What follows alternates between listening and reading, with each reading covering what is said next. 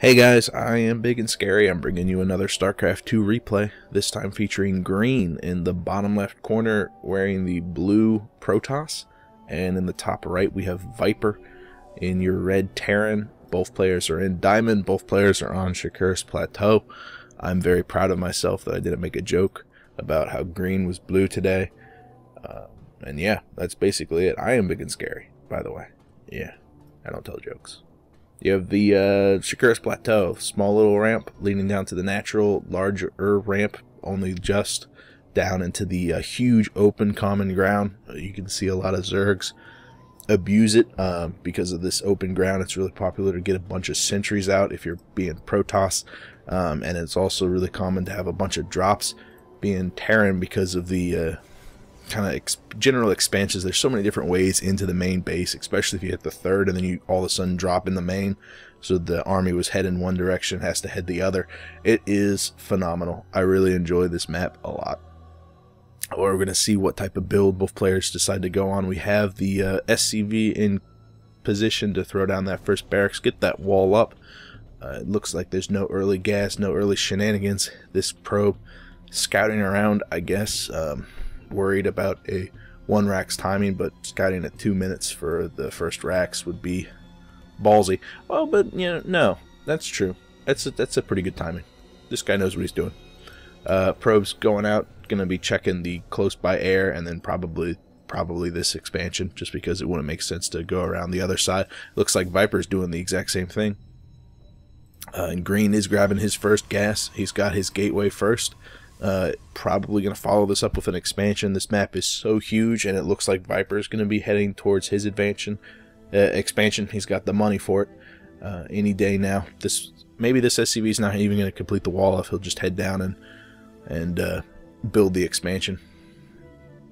The orbital command, though, morphing in is going to delay that SCV from building just in time. The probe gets there. He could have thrown down a pylon. I mean, he saw the SCV sitting there, but he elects not to. It was probably just going to be a waste of money anyway, because that Marine was coming out and that SCV could just help focus that down.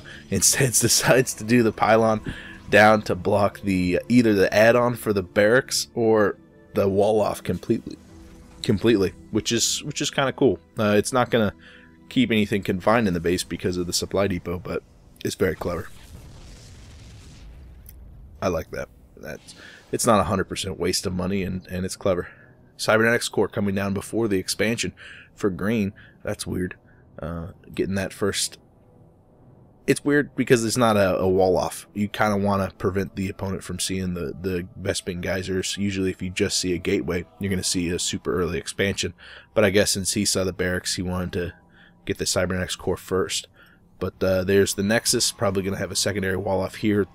It's such a tight little ramp that it's pretty easy to do a secondary wall off there. I don't know. What do you guys think? I would be interested to see what you guys think, because you probably know more about this matchup than I do. I don't play either of these races. 3 racks with the gas for Viper. I actually saw a really cool play with the 3 barracks with 2 add-ons. It was 2 tech labs and then a factory cranking out Hellions. And you had 1 gas. The gas was grabbed a little bit earlier, and he only had 2 SCVs on the geyser the entire time. But by the time the 2 tech labs were added to the barracks, he had enough gas to get stem, 1 weapons, and combat shields all on the way. And the timing was so spot on. By the time he was at the ramp, all 3 of the upgrades finished, and he had some boss Marines. The attack didn't go too well because they were infestors up. It was against Zerg. It was the Terran versus Zerg that I casted this morning. I uploaded it to my channel. You should check it out. It's really wicked cool. If you play Terran, it's a very devastating attack. It was very, very nice. What else is devastating is the Robo facility. 3 gate into Robo, awesome play, especially on a map like this. You get those observers up, and then you can decide on if you want to go Colossus, if you want to go Immortals. Very popular, very safe. It's safe because it's effective. What's not safe is grabbing a 3rd Nexus. Ever. No, it's cool. Grabbing a 3rd Nexus, kind of a hidden expansion. He's probably thinking that Viper's already scouted up here, which he has. He's not going to be thinking about a third expansion, especially one that's not technically in the third. It's so exposed, though. If it does get spotted, that's 400 minerals right out the window. But it doesn't look like Viper is going to be moving out anytime soon. He's just got that single tech lab working on STEM. No other upgrades in sight. Doesn't have a lot of guys on. He does have 2 geysers totally up and running. Just doesn't have a lot of gas yet. He does have a lot of money, though, so either he's thinking about getting a third up, or he's going to throw down a factory. There goes the factory and the tech lab. Excellent. Engineering bay is going to be used for upgrades, spend some of that gas, and then whatever add-on gets added to the factory, we can really get a clear vision of exactly the build that Viper's going to go. Green, getting up some of the sentries. You want to get the sentries out early so that they can have time to accumulate the energy. There's no real way to get extra energy out than just to make them. 2 more sentries being morphed in with such a huge map. Sentries are fantastic at cutting the Marines into small manageable clumps and also securing the wall. Down here, I've seen a lot of people really favor that dynamic wall off of the force fields, or even just building one structure here and leaving the other one half off, so they can only use one force field to cut the Marines in half. And we're going to probably see a good example of that right here, because Green's going to need some force fields to hold back Viper's aggression. It's just STEM, which hasn't quite finished yet. This was a little bit premature in the attack, but these Marines should be enough. They were enough to take down all those sentries. There goes the 2 force fields, but didn't really split the army in half so much as trap the army inside. 3 zealots, though, focusing down the unstemmed Marine. Stem is just going to finish once this gets cleaned up. Level 1 ground has just started, and we don't see combat shields on the way because there's still just 1 tech lab on the barracks. That observer seeing everything, seeing the reactor going down on the starport, which means that Viper is going to be continuing on this ground-based play. The multiple medevacs really allows the Marines to take advantage of how huge this map is, and multi-harass drops are so devastating. Viper adding on multiple gateways as he secures his 3rd base up in the top left corner. It's a good play. You want to keep those macro mechanics up, just so you can constantly produce units. You don't want to see your money start climbing too much. Twilight Council down with the Forge working on level 1 ground, and we have the Templar Archives coming out. Storm is going to be devastating against those Marines, as are Archons. We don't see any robotics facility, so no Colossus to use against these Marines. The factory is going to be used for scouting, so no siege tanks out of Viper. It's just looking like pure Marines and medevacs. No Marauders yet. 1 on the way. So the upgrades are definitely getting secured. It looks like Viper is content to work off of 2 base. He still doesn't know about that 3 base, though, and you can really see the difference in the economy. Not so much the mineral income, because of those mules. It kind of makes that a little bit deceptive, but the gas income, which is what Green really needs to mainline those gas heavy High Templars. With their storm, it's going to be really devastating. If he can land a couple crucial storms, he can wipe out all of these Marines, and all of a sudden Viper does not have a army. And then feedback is also very effective against medevacs that have been sedentary for a little while. Factory, the all-seeing factory, will come in and see that it is a 3-gate into Robo. Not going to go far enough, I suspect, to scout the Charge and Templar Archive. Though it does have a lot of hit points, and there's not a lot of stalkers on the field. The ones that are out in the middle of the expansion. Look at this. Look at how wide open this place is. It's really going to favor the Marines, because the concave that they can get will not only allow them to attack the Zealots a lot faster, but it also protect them a little bit from the Templars. You really want to bundle them up, and like right here would be a perfect opportunity for a storm. Some of these guys have enough energy, I'm sure, but will we see it? Not enough energy. Not enough energy. That they didn't have that amulet. There, just enough energy, and there goes the storm right down on all those Marines. Totally unexpected, I'm sure, because it's very early. Oh, but so effective. All those Marines die. Only the Marauders left, and the Marauders are very powerful, but not powerful enough to break down this front door. And then as soon as those storms were expunged, an Archon was warped in, and that Viper had to retreat. Viper still hasn't grabbed an expansion, still behind on the expansion count. The factory is getting pushed away by a multitude of stalkers, so he didn't go far enough in to see what exactly he was dealing with, but seeing that storm, he knows the tech path that Viper's going to continue down. Quite a lot of gateways coming out. Again, with that third up, you need to keep up on that macro. But no further tech. We can see the Viper is electing to grab his third now, realizes that his attacks have been only moderately effective. He knows that the third isn't up, but he's got to suspect that some shenanigans are underway, and with that hidden third going unscouted for so long, Viper's put himself in the position where he does need to take a fourth. He needs to get his economy into overdrive to catch up with Green. This is a fantastic idea. Ghost Academy as the late game progresses, and I mean, yeah, we're pretty much in the late game right now.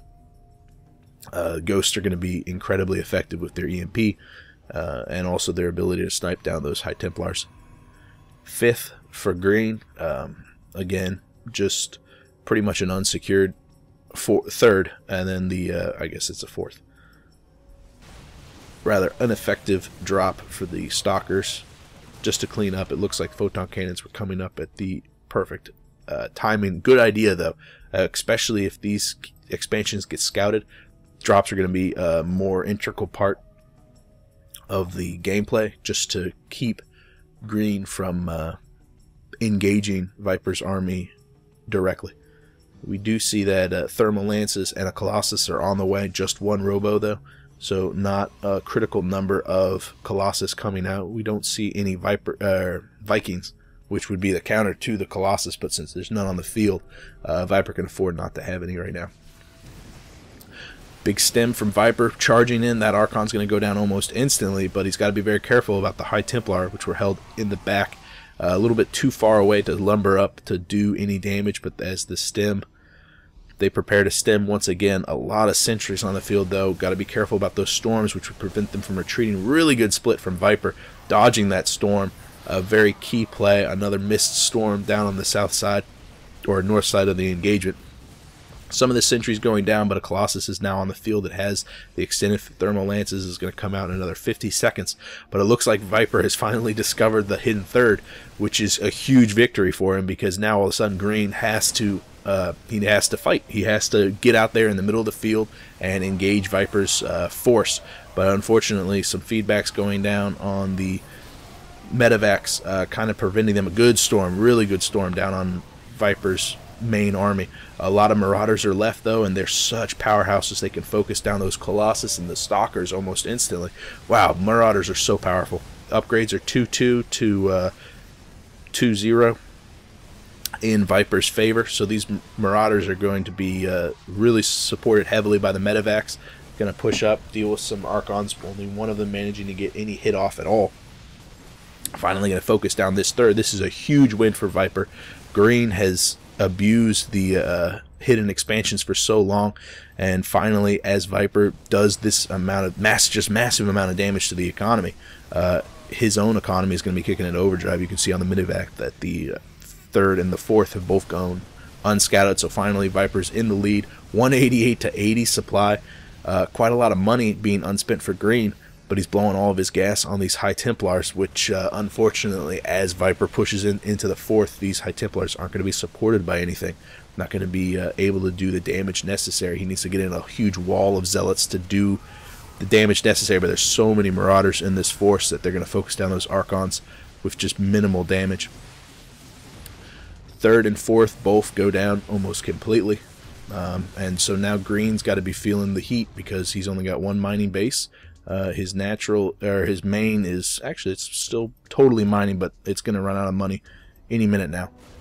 So basically, Viper with his max supply is going to be able to push down into Green's main base. No sentries here. He doesn't have enough gas to get enough of them out. He might be able to hold the front door for a little while, but not very long. You can see another huge swell of units coming in. This is looking really grim for Green. The 3-3 on the way for Viper, fully upgraded against the Colossus, which just have the weapons. The one Colossus being pretty ballsy, he's going to go down almost instantly. Big stem, dead Colossus, and they just charge right up. The wall of meat that are the Zealots get melted away almost instantly. The other Colossus is going to get focused down, and Green GG's out of the game. It was a really good game. That third and the fourth gave Green a huge advantage that he didn't really capitalize on enough. He never did any economic damage. I don't think he ever made it into the natural for Viper.